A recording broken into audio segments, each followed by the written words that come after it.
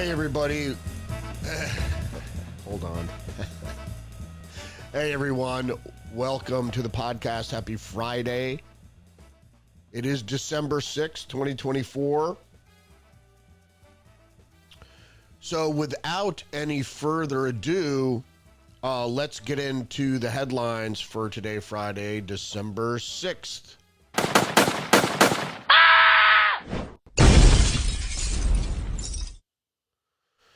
Well, we're going to start off with the Telegraph, the UK Telegraph. And this is important. They say the Five Eyes chiefs issue stark warning over online terror radicalization of children.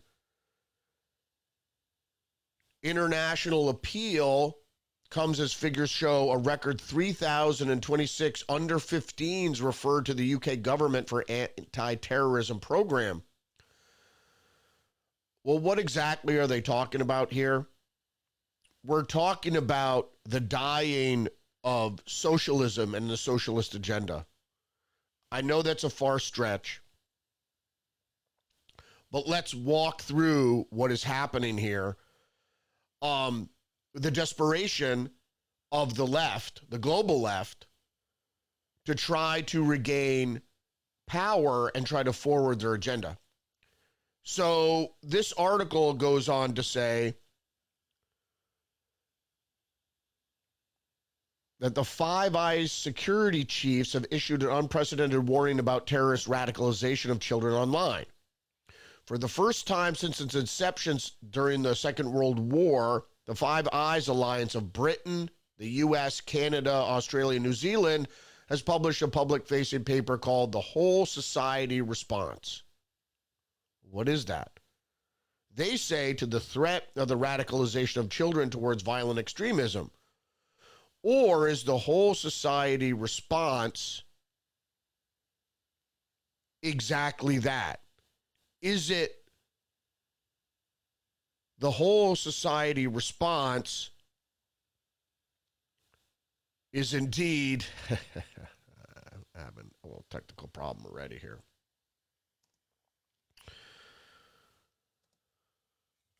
I'm going to have to dance between apps here. Is the whole society response, in fact, the radicalization of children? I think it is indeed just that. The whole society response from the global left is indeed the radicalization of children. Let's see if I can. So let's move on to the next headline from One America News. Podcast group by former Obama staffer sells Antifa-themed baby gear. Now, this is what I'm talking about. Now, it has a picture here that says Pod Save America Live, the Democracy or Else Tour. All right, well, what is Pod Save America? Let's get into the article. A progressive political media group founded by former Obama administration staffers has started their own apparel brand that consists of Antifa onesies and other anti-fascist themed clothing for kids and adults. Well, what did we just hear about? We just heard the fact that the Five Eyes, which is a surveillance group of Western nations, is telling us that there's a radicalization of children. So when you hear radicalization, they often apply this to the right as well as the left, but it's really the left. Because a radicalization, radical new ideas, progressive ideas about how to handle political issues. So this podcast group, first of all, Obama is, I don't want to digress too much into what Obama did as far as organizing people into what we know now as the leftist, blue Kool-Aid drinking activist class of people that are emotionally hurt with their compassionate concern, and then they have to go out and rectify the world, and a lot of times through extremism. So the story, I'll show you a clip from the article here, which is a Fox News clip, but they have clipped out some of the onesies and some of the blue, mind you, blue apparel that has Antifa written on it.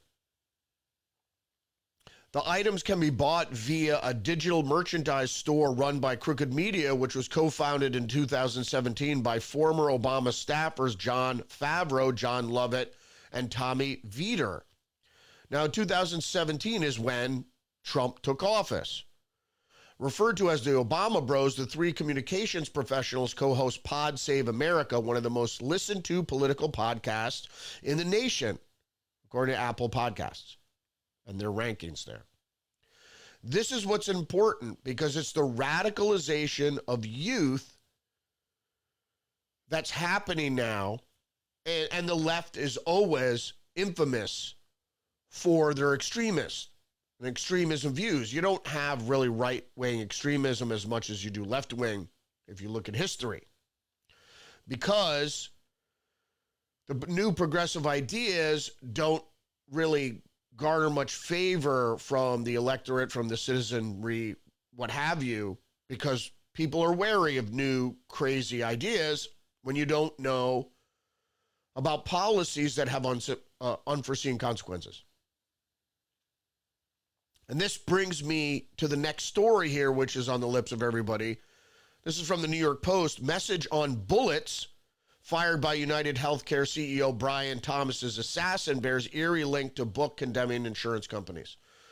Now, I've been saying this online all over the place. Bullets and shell casings are two different things. Now, many people call rounds of ammunition bullets, but the bullet is actually the thing that's fired out of the gun, or it's the shell. The shell casing or the brass that's left behind is something completely different. So somebody wrote on the shell casings in indelible marker these words: deny, depose, defend, engraved on live rounds and shell casings. So again, they're reporting that they're on the live rounds and shell. Are they on the shell casings? They were written on the shell casing that when it's a live round, the shell casing is still a shell casing. But they say, and the shell casings left behind by the masked assassin after he shot Thompson 50 several times at about 6:46 a.m. before fleeing.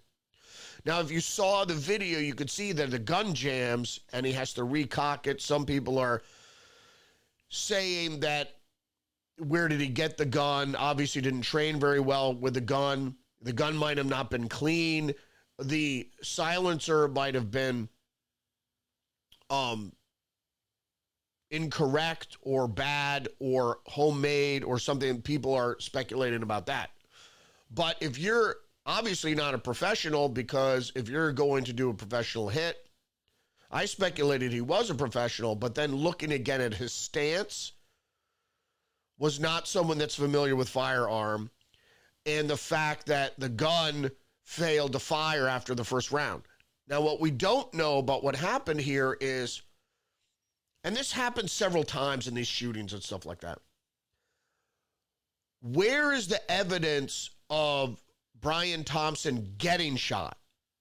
Now, we see somebody, the assassin apparently, shooting, but there's no evidence on Brian Thompson of him getting shot. Now, maybe they cut it out before blood formed.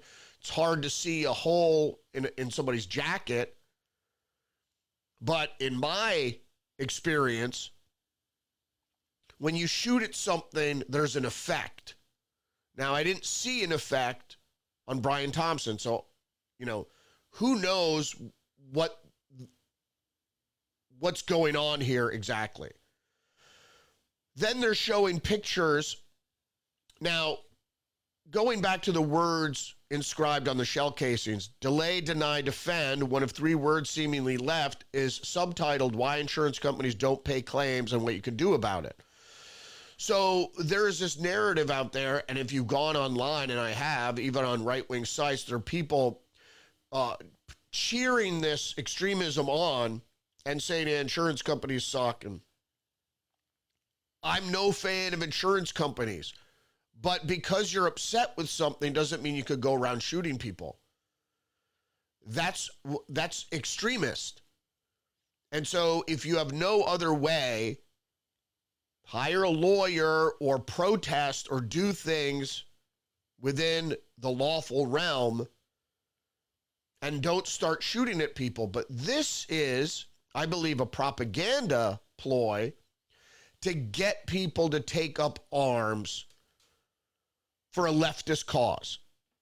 So that's my take on this so far.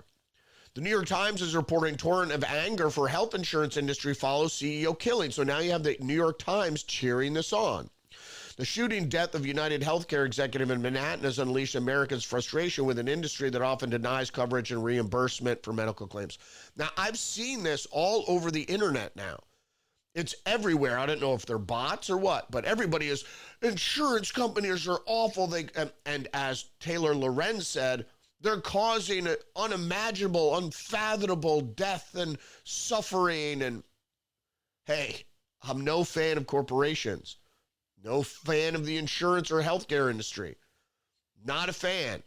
Not a fan of people being made sick and being kept sick and then given placebos that cost millions of dollars. It is unclear, the New York Times says, what motivated the incident or whether it was tied to Mr. Thompson's work in the insurance industry. Well, it's not unclear because he wrote shit on the bullets. And if you were to look online within the past few days, or maybe it's months, now who knows if this is a setup to make it look one way and it's actually another motivation, but the motivation seems very clear if you're putting pieces together. Now, is this a red herring? Possibly. But the motivation is clear that someone who's upset with the healthcare industry and taking matters into their own hands. The story goes on to say the dark commentary after the death of Mr. Thompson, a 50-year-old insurance executive from Maple Grove, Minnesota, highlighted the anger and frustration over the state of the healthcare in America. There it is.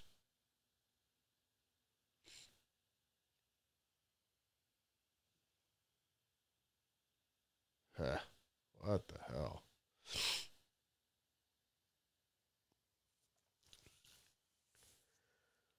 Where those with private insurance often find themselves in Kafkaesque tangles while seeking reimbursement for medical treatments that often denied. Well, the New York Times is spelling it out there for you. It's a dark commentary. The frustration over the state of healthcare in America. I thought you got Obamacare. That was never removed or dismantled. That's not enough. Now, I don't understand what the problem is. Isn't this what you voted for? This is the radicalization. In pages of the New York Times, in screeds on social media, it's everywhere of people being radicalized by the left continually. The Daily Mail reports United Healthcare CEO assassination triggers outpouring of hate directed at healthcare insurance. Now, was this pre-planned? Are people following suit? Is this a conspiracy? Is this a group of people who thought, taking extremist action? Or as Taylor Lorenz said, legitimate action? The New York Times goes on to say the chilling fatal shooting of CEO has business leaders on edge. Now, after Brian Thompson of United Healthcare was killed in Manhattan, the phones at corporate security firms are ringing off the hook. Fortune 500 pharmaceutical company that raised its drug prices, and then board members and executives received phone calls threatening violence. By whom? A healthcare company's board meeting was disrupted after board members were targeted in swatting attacks that wrongly sent law enforcement to their homes. There is an undercurrent of leftism that is going to take matter into their own hands. And they think violence is a reasonable course of action. Leaders at Allied Universal, Universal, which provides security services for 80% of Fortune 500 companies, said their phones were ringing off the hook on Wednesday with potential clients. Allied covers a wide spectrum of services, including stationing guards outside offices, chauffeuring executives, surveilling their homes and tracking their families, and provided man-on-fire type security people. Protecting a chief executive full-time costs roughly $250,000 a year, said Glenn Cusero, who runs Allied's Enhanced Protection Services. That's Enhanced Protection Services is when you have body men, which you have one person who's your bodyguard assigned to you, and then you have a team around that body man who surveils and provides advanced location scouting, etc.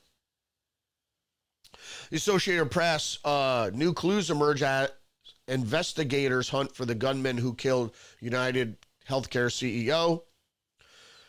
Again, deny, defend, depose were found emblazoned on ammunition, echoing a phrase that used by insurance industry critics. The words were written in permanent marker, according to one of the two officials who were not authorized to speak publicly. In other words, anonymous source. Now, I'm just displaying the images here. Now, here's my problem. This is when we get into the conspiracy realm. All the other pictures show this guy. Is it a black hoodie? Is it a blue hoodie? Or is it a green hoodie? Looks like it's a black hoodie. It's hard to say in the different photographs. It comes across as black, but then it seems green. In the previous pictures of him at the hostel and at the Starbucks, he's got a black backpack on. During the shootings, he's got a white backpack on. Now, why do they do this? So why would you have a white backpack, and what is in there? Is the question. Why would you, if you wanted to be stealthy, wouldn't you dress all in black? Because there are plenty of people that dress all in black. Why would you have a white backpack on, which is unusual? Wouldn't you want to blend in? And it's a strange type of backpack. It looks like some sort of rucksack. Very strange. His stance when shooting was bad shooting stance. So you really want to be leaning, even if you have a silencer that doesn't limit recoil, you still want to lean a little forward. He actually leaned back in his shoulders. Instead of going like this, he leans back. So it shows he's an amateur. I originally thought it was a professional, but the more we look at this, the emblazoned stuff on the ammunition, the way he stands, the way he shoots, the gun jams, and there's some other stuff going on about we don't see Brian Thompson fall. We don't see him get hit by anything. He's still in frame. Apparently, I don't know. And the white backpack, there's something weird going on with that. It seems almost like purposeful red herring. Like this is supposed to look like something it might not be. So the white backpack is the giveaway. The Associated Press is reporting Anthem Blue Cross Blue Shield reverses decision to put a time limit on anesthesia. That's insurance. And it's with any corporation, people have to understand, folks need to understand that a corporation is a Frankenstein monster. It doesn't have a soul. The only thing it cares about is making money for the people that own the company that sit on the board.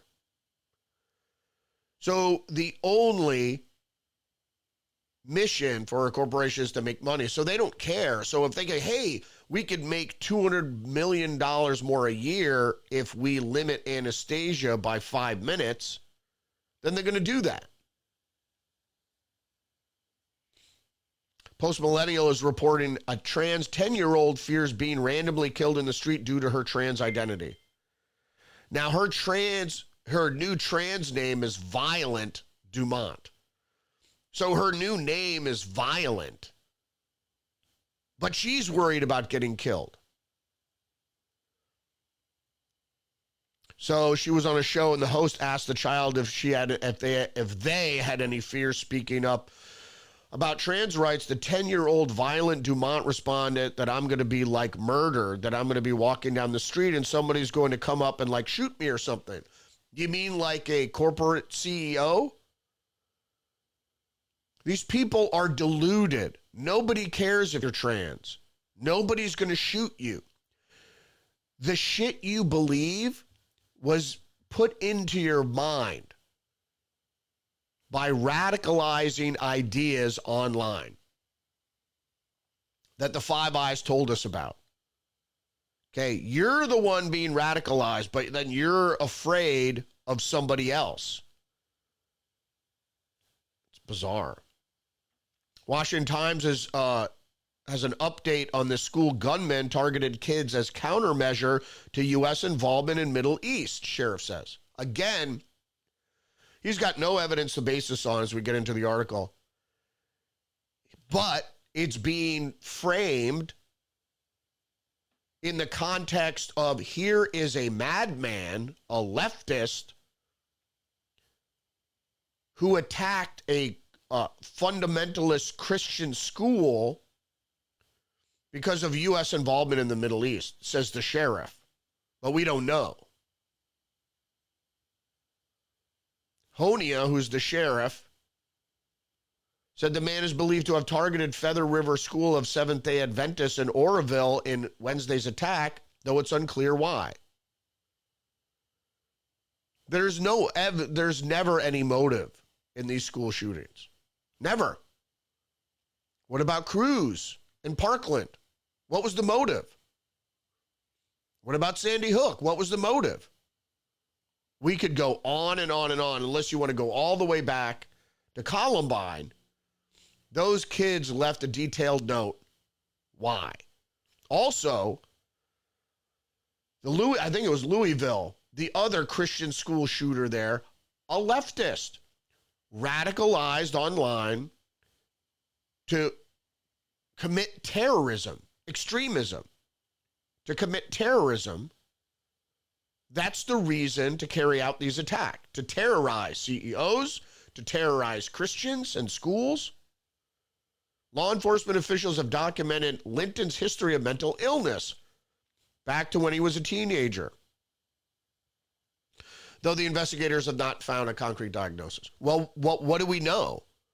We know about these wind-up toys, the FBI, among other clandestine agencies, I imagine, target people with mental illness online. Either befriend them or to send them secret messages to tell them to go out and take action. Or they might talk about taking action and they're goaded on. By whom? You could look at every instance. Matter of fact, the Buffalo shooter was goaded on by an ex-FBI agent. And many other people.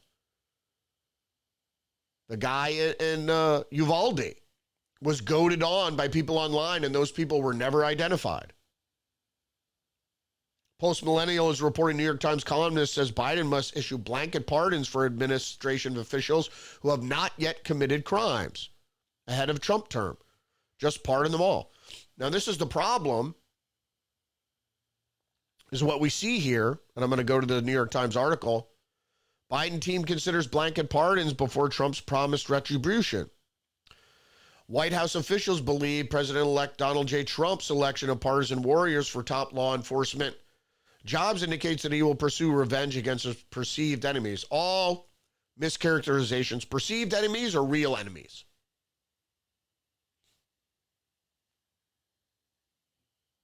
Is Michael Strzok a perceived enemy, or is he a real enemy? In any case, he's not going to pursue revenge, as there's not going to be any retribution. Listen to this story. President Biden's staff is debating whether or not he should issue blank pardons for a swath of President-elect Donald Trump's perceived enemies. Again, perceived enemies. Is Liz Cheney a perceived enemy or an actual enemy? To protect them from retribution, he has threatened after he takes office, according to people familiar with the discussion. Again, nobody goes on the record anymore for any of these fucking stories. The idea would be to preemptively extend executive clemency to a list of current and former government officials for any possible crimes over a period of years. What? Any possible crimes. White House officials do not believe the potential recipients have actually committed crimes. Well, why do they deserve clemency then? Mr. Biden, in effect, would preview the approach of his son's pardon, wiping away not just the counts he was actually convicted of, but any crimes he may have committed or taken part in since 2014. So what you're doing is you're giving clemency to a bunch of criminals for crimes they have committed but haven't been indicted on. Why would you offer clemency for people if you don't believe they committed crimes? Such a sweeping act of clemency covering even theoretical crimes over the course of a decade went beyond the scope of any since at least the Watergate era. Post-Millennial is reporting Pete Hegseth says Trump backs him, won't withdraw from nomination. I spoke to the president-elect this morning. He said, keep going, keep fighting. I'm behind you all the way. Hegseth said, adding, why would I back down? He shouldn't. The Washington Examiner is reporting DeSantis would be great for defense, confirmed Pete Hegseth. Anyway, they talk about the rumors about backing up Pete Hegseth with Ron DeSantis or Joni Ernst, the Republican from Iowa.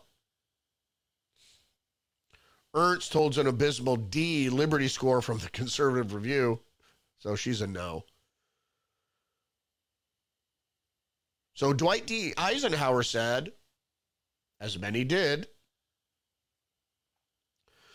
but he is often quoted as saying, in the councils of government, we must guard against the acquisition of unwarranted influence, whether sought or unsought, by the military-industrial complex, corporations.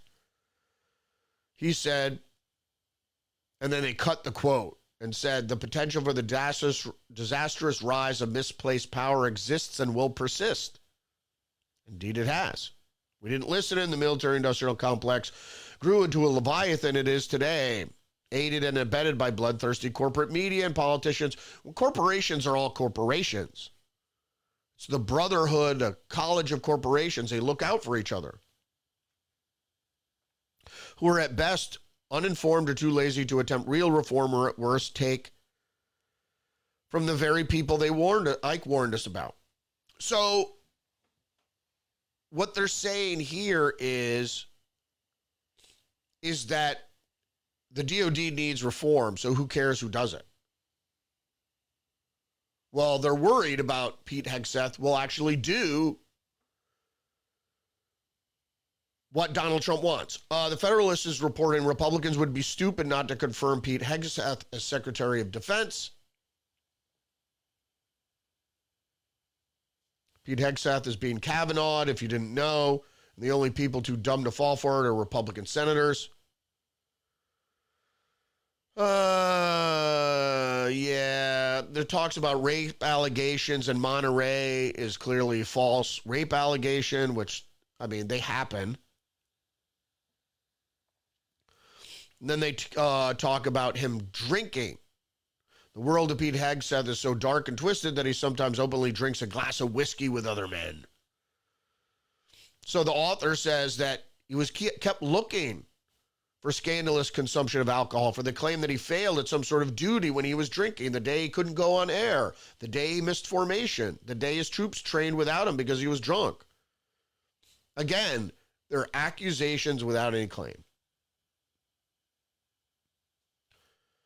Miranda Devine, is an opinion piece in the New York Post. Sucker Dems took Biden at his word only to be left with egg on their face and broken party. Disappointment, disillusionment, and despondency are the 3 Ds that have become synonymous with the Democrats since their defeat at the hands of the Donald. MSNBC brainwashed viewers are waking up to the lies that were fed on behalf of the Democratic Party and Joe Biden.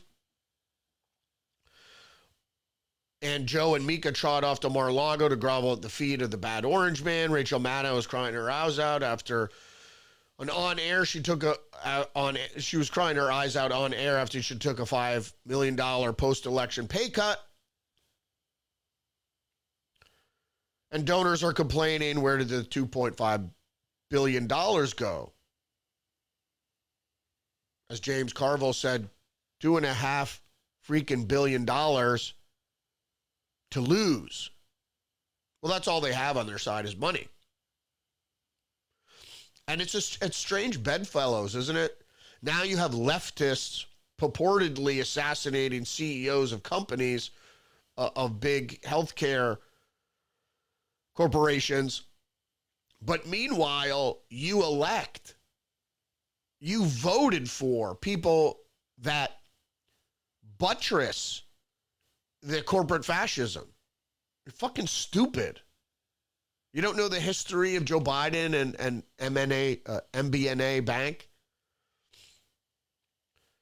She goes on to say, Biden disillusioned self-belief, mendacity, and corruption wrecked the country, and now, on his way out the door, they've wrecked the party. It's hard to see his extraordinary broad pardon for his son and the lies he told about it as everything but self-protection. The Constitution provides the president with broad authority to grant reprieves and pardons for offenses against the United States, but nowhere does the Constitution give the president the authority to rewrite history. Was the judge basically writing in retort to Joe Biden saying that it was political persecution? It wasn't. His son actually broke the law. Now, did Donald Trump finagle payments about something to skirt some? I mean, that's very vague. So we know that Hunter Biden was on crack. He did buy a firearm. So the public knows the reality of these cases. And apparently, as we've been told, made millions of dollars overseas before, without registering with FARA, and then didn't report that income. One American News reports Doge Caucus reveals only 6% of federal government employees show up in person to work. You know, why is that surprising? Any bureaucratic job, with anything from the left, there's no incentive. Like if you go to the Department of Motor Vehicles, they're not rushing around trying to help people because there's no incentive. Post-Millennial reports Meta admits to unfairly removing harmless content from Facebook. Too often harmless content gets taken down or restricted, and too many people get penalized unfairly. We will continue to work on this, says Zuckerberg. It's the Censorship Bureau. Of course, it's harmless content. It's political opinion, which is the most protected speech. And I'm not saying leftists can't talk online, but you don't realize you've become extremists when you just start talking about violence. It's a whole reason we have the democratic process is to avoid violence. Just the News is reporting federal data says California lost 4,256 fast food jobs since $20 wage took effect. Of course, we knew this was going to happen. You're going to have less full-time workers, more part-time workers, so they don't get benefits, full-time benefits, health insurance, etc. And you're going to have less workers because they can afford less. I mean, people don't understand. It's like there is a certain thing about economics. It balances itself out. As soon as the government gets involved, it tends to get out of whack. It's a principle of economics, is you got to make it profitable. Now, I have no problem with a business owner wanting to be more profitable.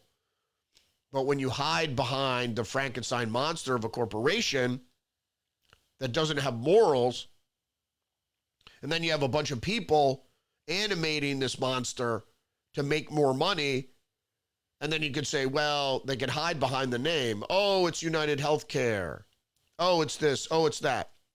And to be honest with you, the CEO is an executive officer.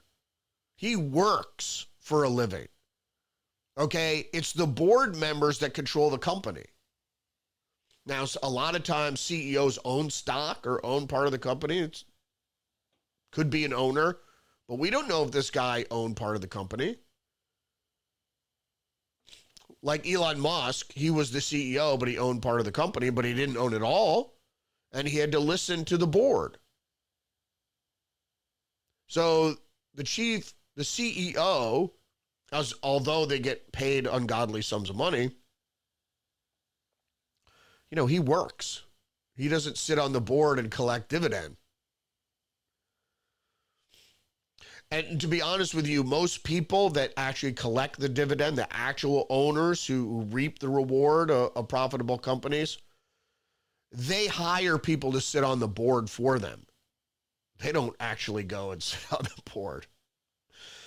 One American News, LA Times owner announces bias meter on articles, press a button and get both sides. This is going to be as successful as the ill-fated fact check. The bias meter is characterization. So you have those little descriptive words that say something about something that is fact. So when I started in journalism, you didn't have those things. If someone made a claim, you didn't go out and say it's a false claim. That would mean he didn't make a claim. It's not a false claim. It's just a claim. So when people hear the word claim, you know what a claim is. That there's no evidence necessarily to substantiate it. It's a claim. But you don't have to say it's a false claim, that he claims something that, is false. You don't know it's false. And then they don't go on and tell you how it's false. They just say false. So get rid of mischaracterizations for the most part and just report the facts.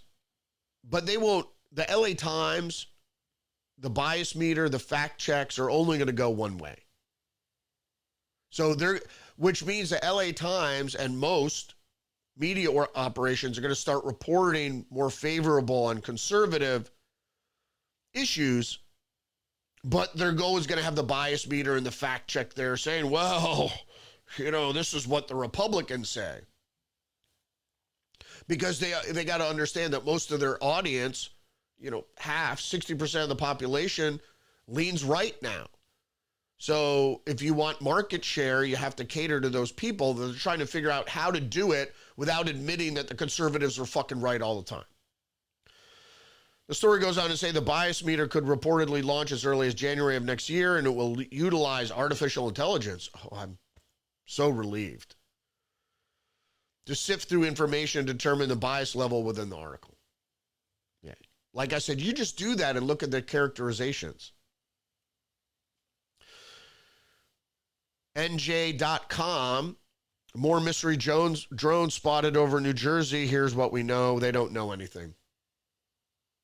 Like I said, it's probably advanced surveillance ahead of Trump taking office. These are large drones, so they're probably with the Defense Department. And they go on there and they do, they have satellite imagery, but they're going to get more detailed stuff, pictures and whatnot.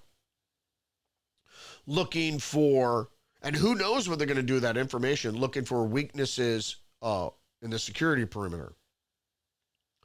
New York Post reports House Intel panel concludes increasingly likely adversary behind mysterious Havana syndrome. So if you don't know about advanced weapons, which include a lot of different things, not just hypersonic MIRV, but also audio weaponry, sound weapons. So this is what it is behind the Havana Syndrome. If you saw the movie Leave the World Behind, they employ a couple attacks during the movie of sonic weapons. These are what these things are. They happened in the home countries of adversaries, so in Cuba and in Beijing and in Russia. So none of them just happened in relation to what was happening here. Yeah, I had a little technical snafu today. Excuse me. Thanks for joining me today. Please engage the channel, like, subscribe, leave a comment, share the podcast. Remember, you're under attack psychologically, biologically, especially if you're on the left. You better prepare to be radicalized, because that's what they're going to do. They're going to reach out in all the leftist media, even moderate media, and they're going to look to radicalize you against the evil corporations and the evil Trump and evil this and evil that, and because the left is losing their grip. And so they're going to use you, blue Kool-Aid drinkers, to do their bidding, to create terror, mischief, and other violent chaos as a means to,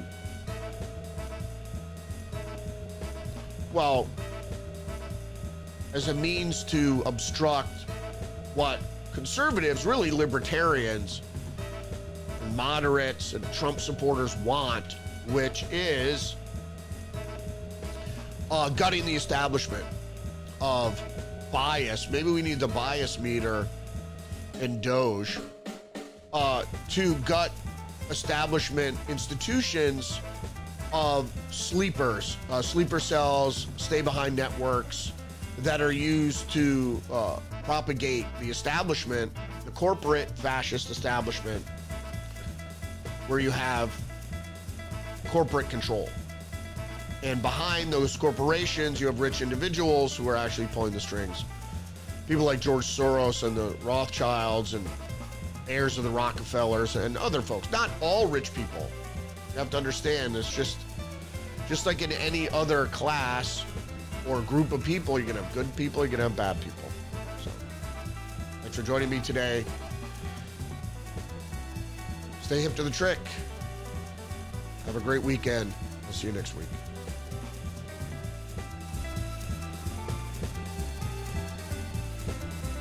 I'm Donald Trump, and I approve this message.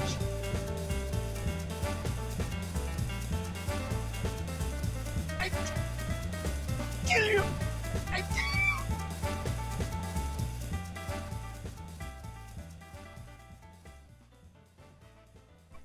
I kill you!